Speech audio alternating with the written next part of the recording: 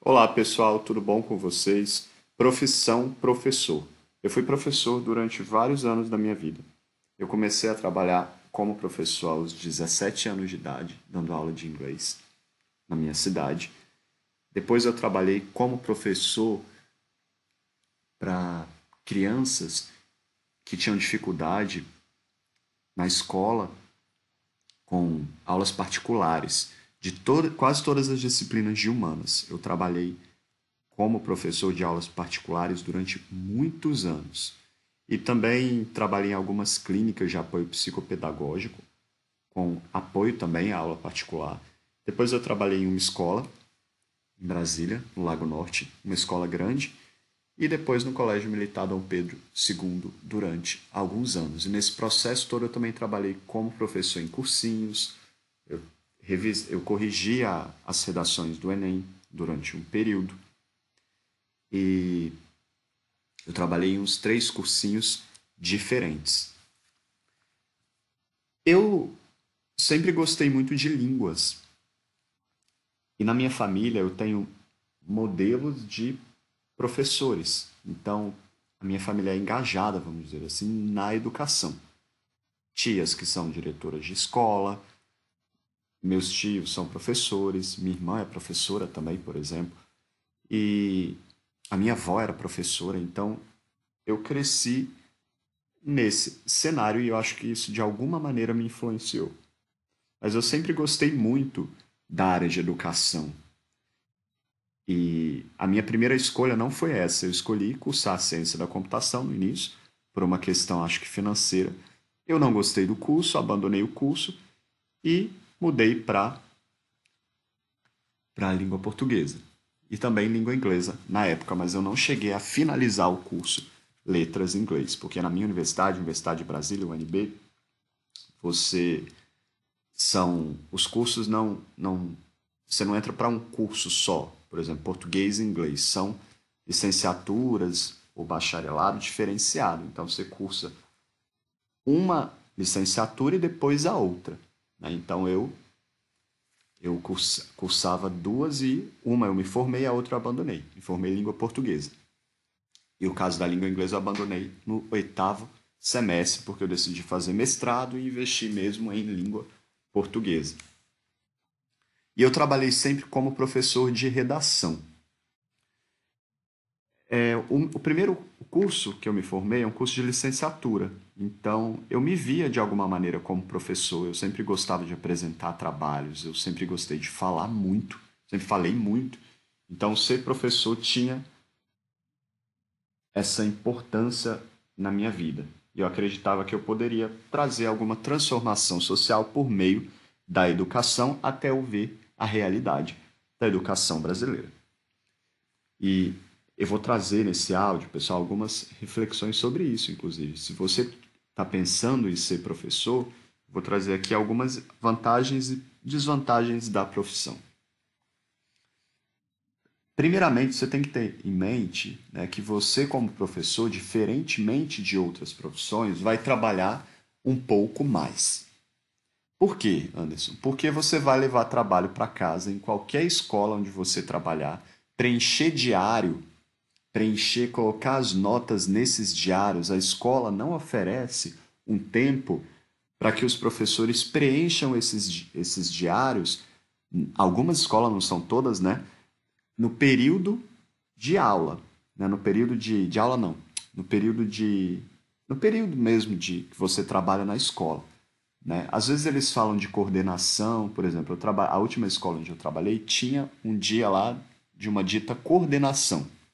Você era pago para isso, e nesse período era possível preencher diárias, coisas todas com nota, né, ao preencher alguma informação, mas o tempo nunca era suficiente, porque não dá para fazer isso só em algumas horas, uma vez por semana. Né? Então você acabava, e muito menos corrigir, no meu caso, eu corrigia a redação também. Então eu levava para casa, tinha uns 700 alunos, umas 700 redações para corrigir. E eu tinha que lançar esses temas de redação e correção prática quase toda semana. E eu não era pago para isso. Né? Em algumas escolas eu já vi alguns modelos de haver até seleção para corretores de texto dessas redações, né? E, porque não seria o professor responsável por isso. Então, isso vai acontecer com correção de provas, com preenchimento de algumas informações de diário, com preenchimento de nota, com cálculo de nota, né? E isso toma um grande tempo da sua vida. Quando chegar no período para fechar o semestre, você, como professor, tem que saber disso. Você vai quase enlouquecer com isso, né? Aí tem que levar isso na secretaria, os diários lá todos preenchidos. Qualquer problema, eles vão mandar você refazer tudo e você não tem o suporte para isso. Então, esse é um dos problemas, um dos grandes problemas da profissão. Você é pouco valorizado, vai trabalhar muito, levará serviço para casa.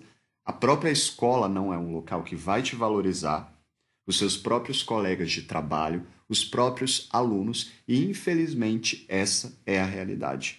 Se você conseguir existir num ambiente desse, meus parabéns. Eu não consegui e eu não consigo, é por isso que eu não sou mais professor, apesar de, às vezes, eu acredito eu atuar como professor com a minha prestação de serviço. Hoje eu sou revisor de texto, é uma profissão que me valida mais, as pessoas valorizam um pouco mais, e eu presto consultoria. Nesse momento de consultoria, acredito que eu também atue como professor de alguma maneira, né? Mas trabalhar em sala de aula eu não pretendo mais, por causa dessa desvalorização. Eu me dediquei durante 10 anos para trabalhar dessa maneira. Quando eu fui professor de aulas particulares, eu acredito que eu era mais valorizado e era um pouco. O trabalho era um pouco. Eu não tinha que levar trabalho para casa. Eu não acho que levar trabalho para casa, dizer isso aqui, é preguiça minha. Muito pelo contrário, eu não tenho de levar trabalho extra e não ser pago por isso. Ninguém tem, né? E essa coisa de trabalhar por amor a isso, para mim não funciona. Ninguém trabalha, a gente trabalha, né? E pronto, a gente é pago pelo nosso trabalho. Ninguém vem com essas conversas. Funcionário público não vem com essa conversa. Amor pelo Brasil, médico não. Ninguém vem com essa conversa, não, né? A gente trabalha, a gente é pago. Se a gente não pensa assim, a gente é desvalorizado, colocado numa posição de submissão. Isso daí não é interessante. O Brasil precisa mudar a postura em relação a isso, os brasileiros principalmente, porque a educação é a base de qualquer nação e é por isso que o Brasil é como é. Por uma educação precária e por falta de investimento em educação e por uma estigmatização dos professores que surge nas próprias famílias, na escola e pelos próprios alunos e pelos próprios profissionais, né? E pelo próprio sistema educacional em si para a formação de professores. Há cursos de licenciatura em qualquer esquina que o MEC aprova, né? Uma formação precária. Então, ocorre, essa é a grande verdade, e no Brasil haver muito preconceito em relação a isso. Eu não estou dizendo que é o meu posicionamento, mas de uma classe mais baixa ter muito acesso à licenciatura no Brasil. E por o Brasil ser um país com grande desigualdade social e ter essa coisa no Brasil, da classe mais alta não querer que a classe mais baixa, né, suba, vamos dizer assim, há esse estigma em relação à profissão, né? E muitas pessoas, infelizmente, eu confesso isso, que são formadas na área, são despreparadas porque há uma banalização da educação e da própria formação como professor em qualquer esquina do Brasil, com universidades ruins, inclusive com cursos à distância, né? Eu não acho que o Brasil esteja preparado para cursos superiores à distância, nem na área de educação, nem em área nenhuma. Em alguns países europeus, eu acho que isso pode até ser, né, pensado, porque a educação base lá funciona. No Brasil, não, né? Você vê pessoas que saem do mestrado com problemas em relação à educação e eu acho que para formar a graduação, ela tem um papel muito importante para a formação da pessoa e do profissional, né? A gente não pode banalizar a educação com cursos à distância sem critério, porque os próprios cursos presenciais não têm critério algum no Brasil. Eu acho que os cursos à distância menos ainda. E o que mais tem por aí é curso de licenciatura à distância, né?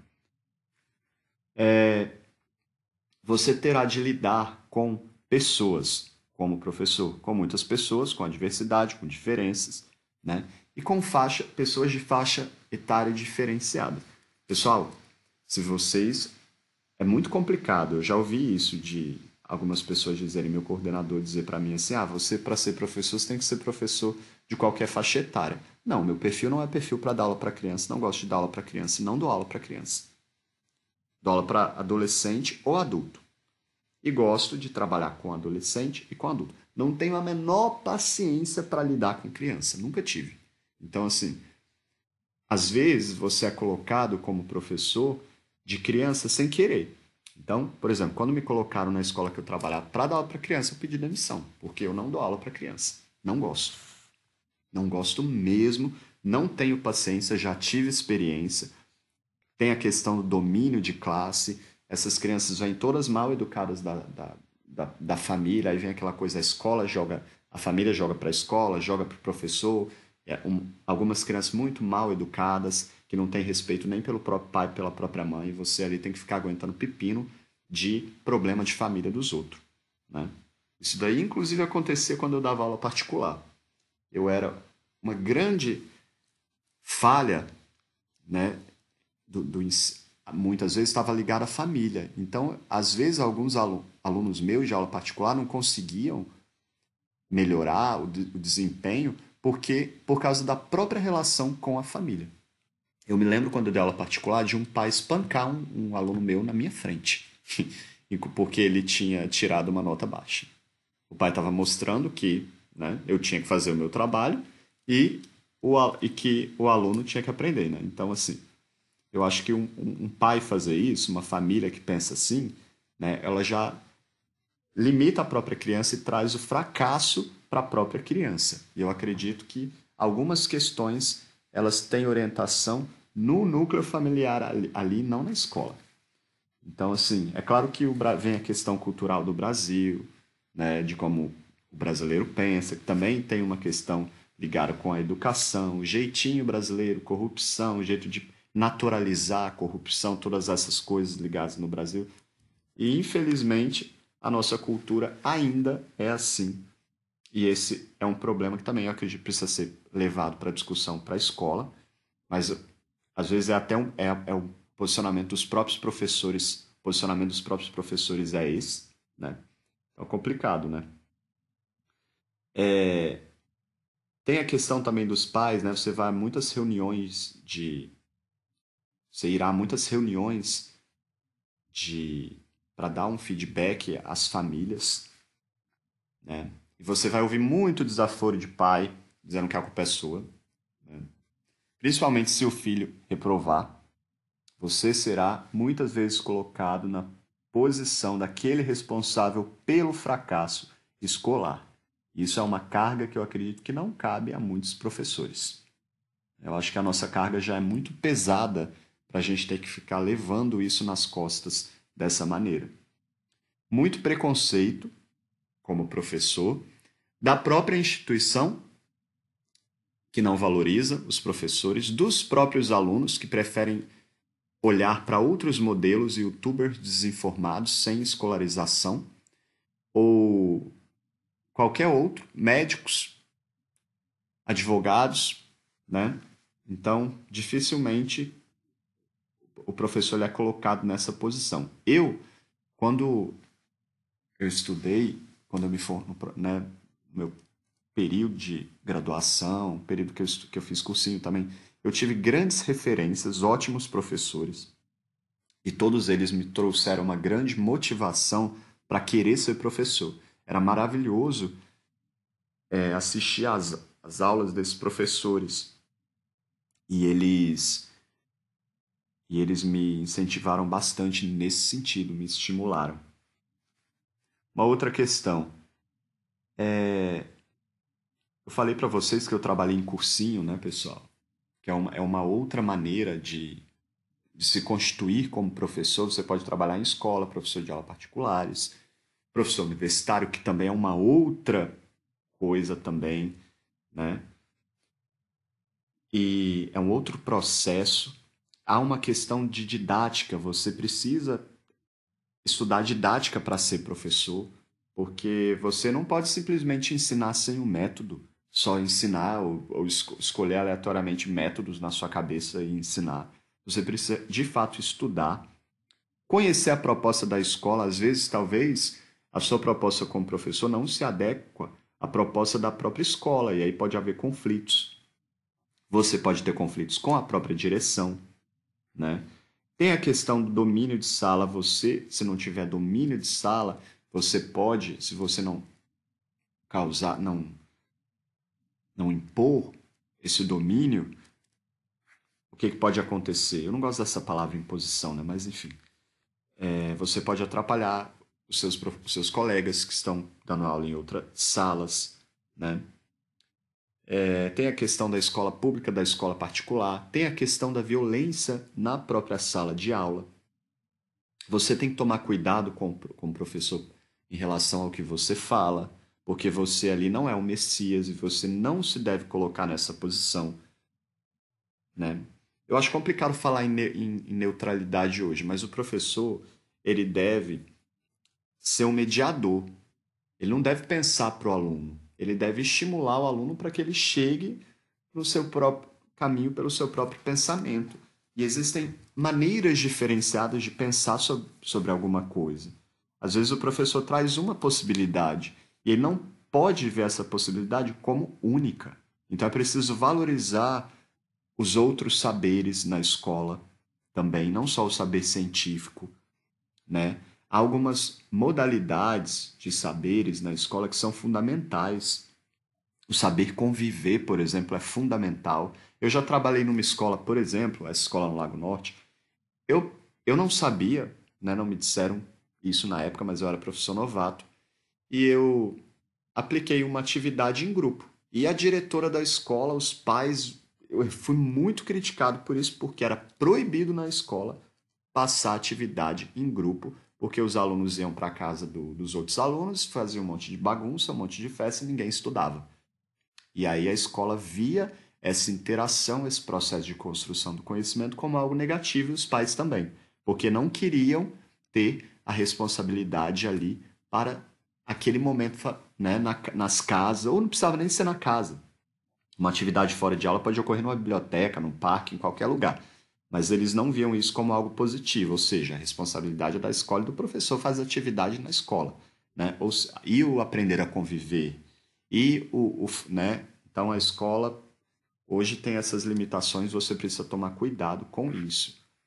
Principalmente com as coisas que você fala e a maneira que você fala, o aluno vai interpretar, até porque às vezes ele não tem os subsídios para entender algumas coisas e vai dizer para o pai e para a mãe que você falou alguma coisa que você não disse, né? Ou você mesmo tem que tomar cuidado com o que você diz, a maneira que você diz, né? São ditas às vezes algumas mentiras na escola.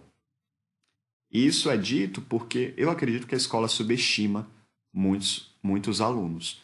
Mas é possível dizer algumas coisas que são mais complexas? Sim. E você não precisa mentir como professor para isso, né? Tem a questão da banalização da educação, que eu já falei, tem a questão do salário baixo. Então você, além de trabalhar muito,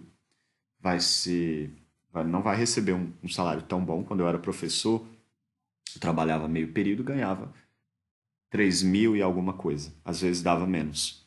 E eu tinha que corrigir, trabalhar quase todos os finais de semana, corrigindo pelo menos umas 600, 700 redações de aluno, né? E fora que não era valorizado pela própria instituição, pelos próprios alunos, né? E essa coisa de amor, gente, meu coração palpita quando eu entro em sala de aula. Quando eu me vejo num cenário em que eu dediquei 20 anos da minha vida para, né? Assim como qualquer outra profissão, tenho curso de mestrado. Não me formei em qualquer esquina. Me formei em uma das melhores universidades do país. Poderia ter me formado em outra área, escolhi essa área, acreditei nessa área e não sou tão valorizado, eu não vou ficar numa escola, não sou trouxa. Para quê? E eu trago esse áudio aqui para você. É claro que se não houver pessoas com posicionamento bom, capacitadas, né, que acreditem ainda na educação, o nosso país vai estar, mas isso também vem quando que o governo também vai valorizar um pouco mais? Ainda mais hoje, nos dias atuais, né? Quando que a escola vai valorizar um pouco mais a educação? Quando que o Brasil vai entender que a chave dos nossos problemas está relacionada à educação, né? complicado. Você quer ser professor diante desse cenário? Eu trago aqui a reflexão para você, né? E lembre-se de que você vai ser muitas vezes responsável pelo fracasso escolar. Eu acho que a qualidade, esse áudio acabou que eu falei mais sobre o que não é positivo em ser professor, mas eu vou gravar um outro falando sobre algumas coisas positivas. Mas eu fui praticamente traumatizado como professor no Brasil, pessoal. Porque essa, infelizmente, é a realidade. E você, em pouquíssimos momentos, como por exemplo no dia do seu aniversário, vai ganhar alguns presentes ou na Páscoa. E isso daí para mim não é afeto, esse tipo de coisa aí, você tem afeto em todo lugar. Agora eu falo assim de você se formar, investir, acreditar, né? É claro que você gera um impacto nas pessoas, sim. Eu tive professores que mudaram a minha visão de mundo sobre muitas coisas, né? Mas assim, eu também tive amigos que mudaram a minha visão de mundo, né? Pessoa, não é uma coisa específica da área, dessa área. A gente tem um problema muito grande para lidar como professor no Brasil. Eu acredito que se você quiser ser professor porque você não tem uma outra opção, você deveria fazer uma outra coisa da sua vida em vez de, né, prejudicar a educação brasileira. É isso. Um abraço a todos. Tchau, tchau.